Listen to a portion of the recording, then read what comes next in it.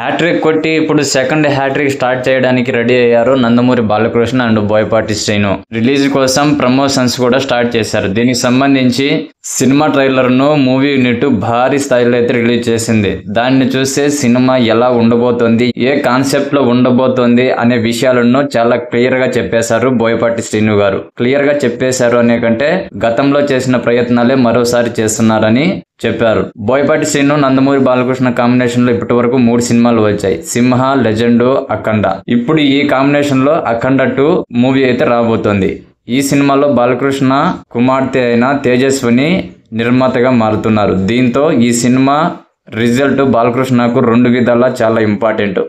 మరోవైపు ఈ సినిమాను భారీగా పాన్ ఇండియా లెవెల్లో రిలీజ్ చేస్తున్నారు. దీని గురించి ప్రమోషన్స్ కూడా స్టార్ట్ చేశారు. అయితే పాన్ ఇండియా స్థాయిలో సినిమా లైన్ ఉందా అనేది ఇక్కడ ప్రశ్న. ఈ సినిమా ట్రైలర్ చూసిన వెంటనే ఫస్ట్ కలిగే అభిప్రాయం, ఈ మూవీలో కొత్తగా ఏముంది, అంతగా కొత్తదనం ఏమీ కనిపించడం లేదు. స్టోరీలో ఎలాంటి కొత్తదనం లేదని చెప్పొచ్చు. ఏంటి ట్రైలర్ చూసి ఆ మాట అనేస్తారని అనుకుంటున్నారా?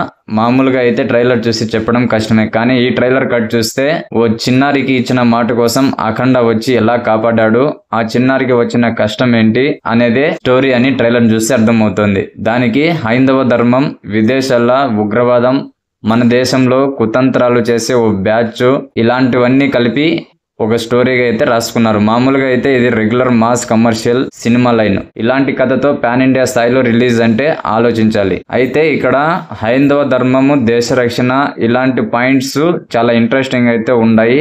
మరి వీటి ప్రభావం మూవీపై ఎలా ఉంటుందో మూవీ రిలీజ్ అయితే గానీ తెలియదు. ఈ ఓవరాల్ సినారియోపై మీ యొక్క కామెంట్స్ ని కామెంట్ సెక్షన్ లో తెలియజేయండి. అలాగే మూవీ అప్డేట్స్ మరియు రివ్యూస్ కోసం మన ఛానల్ ని తప్పకుండా సబ్స్క్రైబ్ చేసుకోండి.